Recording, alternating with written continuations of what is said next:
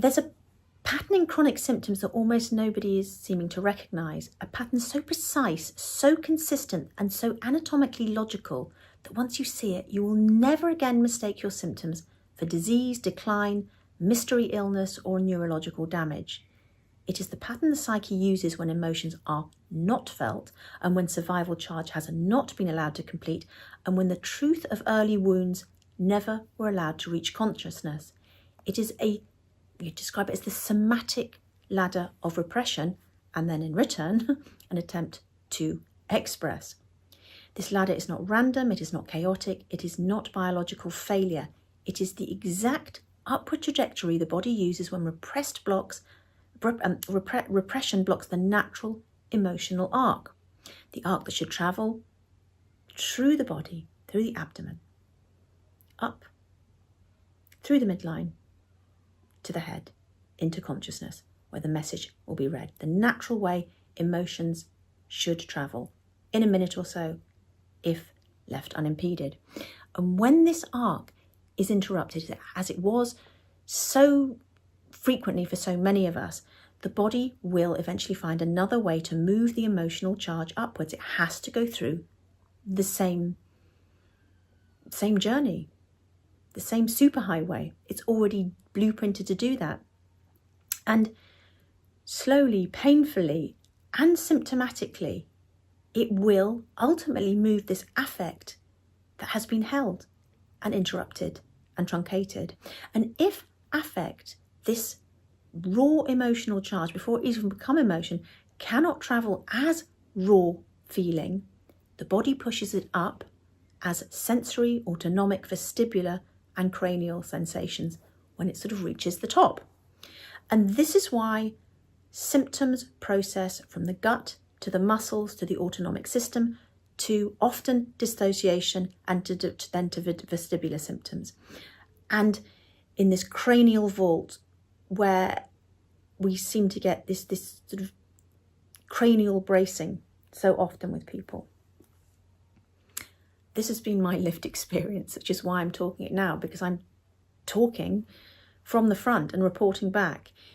So it's not just speculation as such, it's how the body really seems to work from my experience and working with clients. It's how the psyche works, and I know it's how affect works because it's been mapped thoroughly. And this is the piece that modern medicine, neuroscience, and even many trauma modalities have entirely missed. And I'd like to show why. Emotion does not begin in the head. I think everyone gets that by now. It begins in the viscera, the gut-brain axis, the pelvic floor, the diaphragm, these deep ancestral systems that evolved millions of years ago before the cortex. And the natural trajectory of an emotion is this felt, visceral, gut, belly, pelvis instinct. Our gut instinct, you'll feel it here first. And it moves upwards through the autonomic core, expands into the chest, heart, breath, meaning, where it gets turned into emotion. We recognize it in an actual emotion, wordlessly at this point. It's just, but we're aware of it. Comes to consciousness in this place between the diaphragm, the unconscious becomes conscious. It reaches the throat, the jaw, which is where expression should take place, and delivers meaning to the brain, made sense of, and should complete. And if action is required, it is taken. This is what is supposed to happen. This is well understood. But when an emotion is too big, too forbidden, too terrifying, too shameful, or too painful for the small child to feel, the arc is blocked at the bottom, long before it can reach consciousness. As Jung wrote, the closer one comes to the instinctive centre of life, the more does everything crowd into the head. Emotion is teleological. It is energy in motion. It is designed to move. It just wants to complete its arc. It's its only job. It's its directive, and it will. It wants to rise. It wants to finish. That's its brief. And if it cannot do it emotionally, it will do it somatically. And if it cannot do it somatically, in that, to start with, that we can't just feel these as raw sensation, it will do it through symptoms. And this is the foundation of the somatic ladder.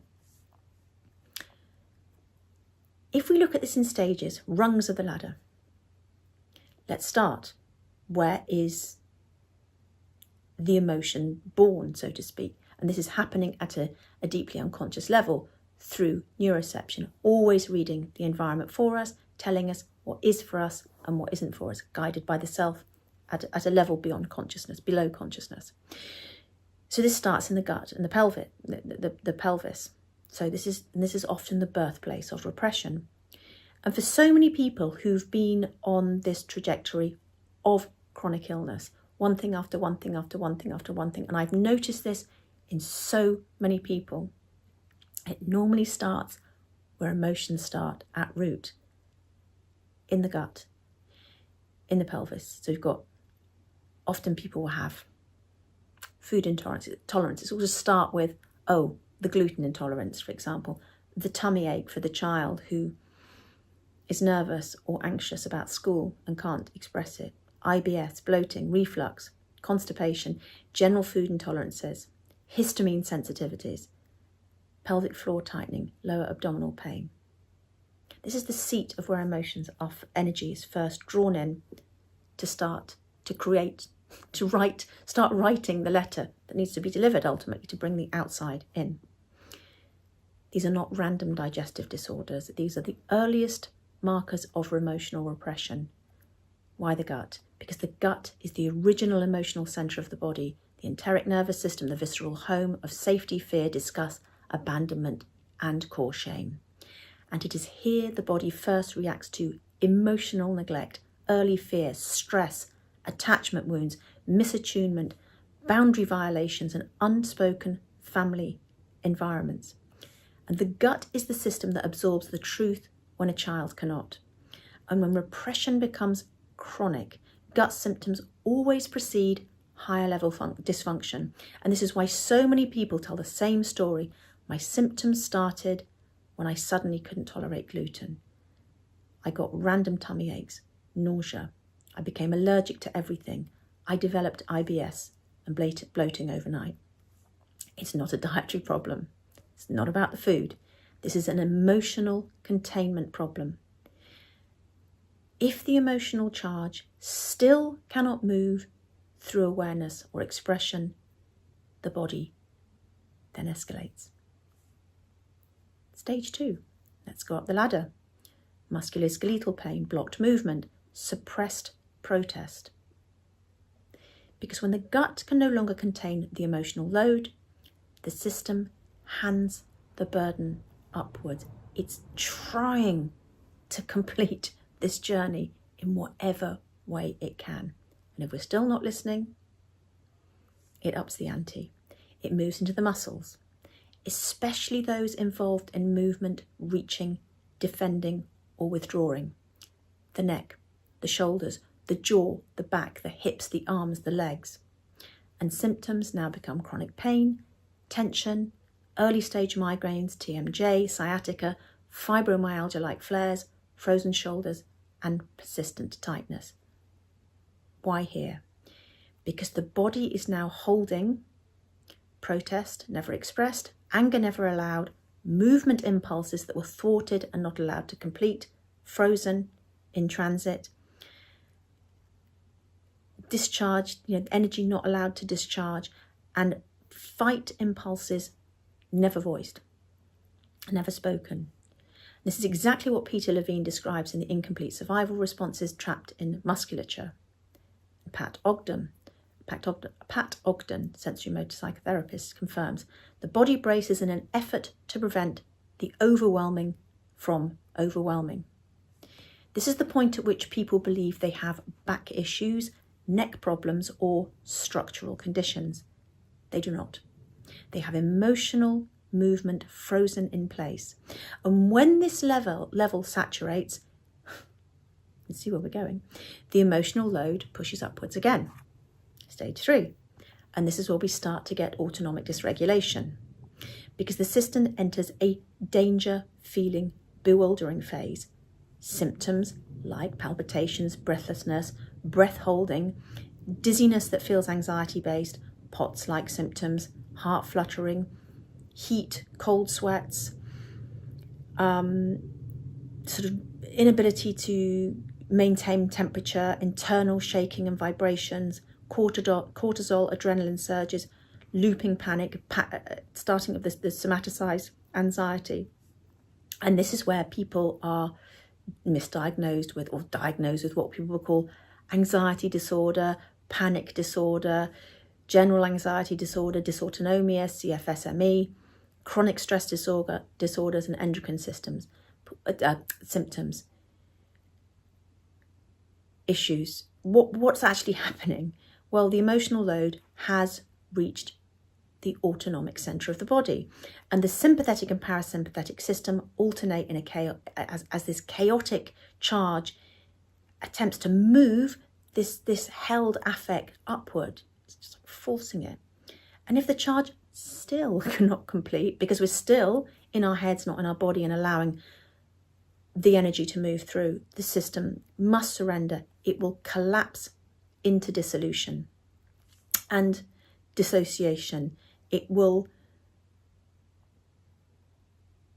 present in sort of shutdown, dissociation, identity flattening, symptoms like depersonalization, derealization, emotional numbness, identity thinning, I don't like myself, profound crushing fatigue, shutdown, a blank mind, loss of access to our emotions, and feeling unreachable, disconnected. And this is where the psyche uses its oldest defense, and this is protective disconnection. Alan Shaw describes it perfectly. Dysregulated affect triggers dissociation through cortical deactivation. So why does the cortex deactivate? To protect the organism from overwhelming affect that cannot be tolerated. This is the system saying, this is too much, I will numb you until you can handle it. And this stage terrifies people. I know, I've been there. It's the worst. But, of course, it's temporary if we allow it. It's merely the emotional arc rising closer to consciousness, as it should have done, moving through the body into consciousness to deliver its message. Because this just follows the same trajectory. And if here we still resist, if the ego still cannot accept that which is coming into consciousness, still cannot move through feeling, the system will escalate again into the vestibular system. And this is really sort of the final stage where we start to have vestibular, visual collapse. And then going on to this cranial bracing I mentioned. So this is where symptoms become existential. PPPD, MDDS, rocking, swaying, motion sensitivity, visual snow, after images, tunnel vision, oscillopsia, spatial mismatch, overstimulation, rolling internal dizziness, peripersonal field collapse. And this happens because the vestibular system is the last integrative system before the cranial vault. It mediates orientation, self, world relationship, balance, visual integration, and body ownership. And when this emotional arc reaches here, the message is clear. You are dangerously close to the truth. It's coming into the consciousness and direct confrontation with the ego. Stephen Porges explains, shutdown alters balance strategies. Sympathetic activation changes inner ear signaling. Freeze disruptions disrupts proprioception, and fear alters vestibular processing. You do not have a disease. These are emotional proximity signals. And when vestibular systems can contain no more, the charge will rise into its final denouement, if you like, the cranial freeze. And this is the final tightening. It's like a frozen dome over your head. And this is where we start to present with crushing head pressure, dural tightening, deep fog, blocked thinking, floating head, identity contraction, this feeling like you've got this helmet on your head, shut down, inability to descend into the body, feeling trapped in the head, emotional blankness, dissociation that feels utterly structural, and a sense of being sealed off from oneself. Bessel van der Kolk calls this the helmet of defensive numbness, and Jung confirms the meaning. The unconscious cannot be forced, it must be approached with patience and respect. And this freeze dome-like sensation is not a malfunction, it is pacing, it is gating, it is the psyche's last attempt to protect you while pushing the emotional arc towards completion. And this dome-like cranial freeze dome sensation appears when the emotional truth is at the threshold. The ego is absolutely terrified. The system needs buffering so as not to overwhelm and flood the ego. The younger parts that haven't been felt now are rising, and the psyche is preparing for descent. This is the denouement of repressed emotion, the moment before resolution, the final doorway. So what do we do at every stage? Well, the universal medicine by now, if you've been listening to me, of course, is to allow the affect, the absolute raw charge underneath, within a titrated, scheduled container of practical and experiential awareness. So no matter where you are on this somatic ladder, the treatment is the same. Unbelievably, what I've just said sounds really, really complicated, by the way. You don't have to know any of that. It just has to resonate. And you go, oh yeah, right, that kind of made sense for me. Now all you have to do is allow within a schedule, because there is a system. You thinking, oh my God, I had this and this and this, and now it's worse, and now my head's falling off. Okay, I went all the way to the top of this ladder. I can assure you, I've been there, done the homework. So you don't have to make sense of it. It just needs to resonate as some sort of geographical truth of your experience. And now you have to put everything into allowing within a schedule, training yourself to be the container that can take this and let nature finally do its work. Because these symptoms are not enemies. Oh my God, they're so not your enemies. They are the messengers. They are the body's slow, painful method, painfully slow method of completing the emotional arc when the psyche won't let feeling come directly. So what do I mean by allowing the affect? Well, the affect is the raw energetic sensation. It's the buzzing. It's just the pure ingredients that make up an emotion, and then later your experience of the emotion and the meaning making of the emotion and the action taken on that was coming up through the body.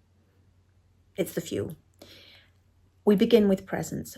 Begin with the inner experience, without forcing, without escaping. What is there?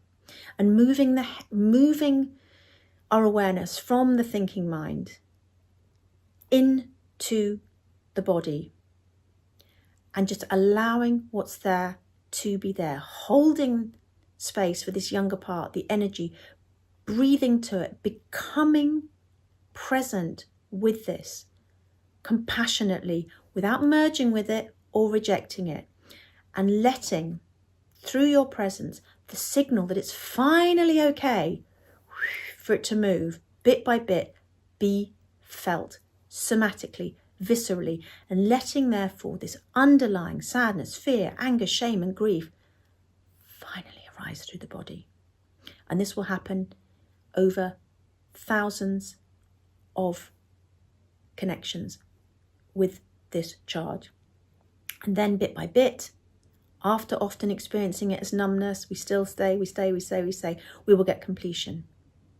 Allow the trembling, the crying, the heat, the shaking, the buzzing, the jerking, the emotion, the screaming, the heat, the rage, the choking feeling, the nausea, the yawning, all of this to resolve naturally. And let the meaning land without analysis. You don't have to do anything. It's from the past.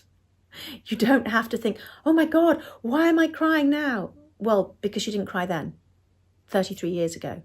Why am I so angry? Well, because you didn't tell that person to fuck off and leave you alone and not violate your boundaries 53 years ago. Learn, it's just raw energy. Stay out of the thinking mind. You don't need to do anything. And by the way, we do still have emotions within this period of allowing this to happen. And sometimes it does relate to the present. And if it does relate to the present, you'll know in a heartbeat, because the way you feel will match what's in front of you. So if you feel loads and loads and loads and loads of anger coming up, and there is somebody directly challenging a boundary for you, then you'll know. Or if you've got lots and lots and lots and lots of fear and someone's coming at you with an axe, well, fair enough. If not, you know it's from the past. Nothing required to think about. Nothing required to think about anyway, actually, because if there is someone coming towards you with an axe, you're not going to go, yeah, should I move? Should I negotiate with him? Should I compliment him on his axe? No, you're just going to get the hell out of there. Okay, so allowing on all fronts, always and forever. So as we do this, we then allow integration, letting the meaning land without analysis. It doesn't matter what emotion it is. It doesn't matter if you don't understand it. You just have to feel it. You just have to allow it. And then return to the body, the breath, and the relational field. As the message has been delivered, that energy will complete its arc. And you're going to have to do this hundreds and hundreds and hundreds of times. And every time you've got a sensation, you know, that's something wanting to move. It's saying there's space, it's ready. Symptoms will then dissolve because the job is done. The emotional arc has completed. And this is why vestibular and cranial symptoms, which feel the most frightening, trust me, they are the worst. They will disappear. Often they will disappear faster once the affect is finally allowed. They were the final attempt. If you keep fighting, if you keep trying to get rid of the symptom rather than allow the emotion, good luck. Because it's not about the symptoms. The symptoms are asking for your attention. They are messengers, and they want you to read the message. And when you've read the message, the messenger will go because they've done their job. So I hope this map gives people hope. This is the message that you are not broken. You are not the subject of some terrible malfunction of symptoms that you need to kind of treat with drugs or exercises or protocols.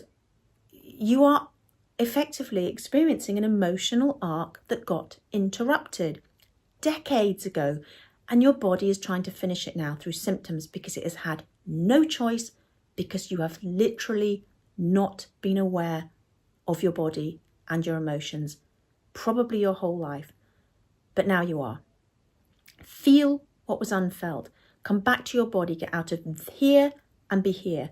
Complete what was incomplete and allow what has been repressed.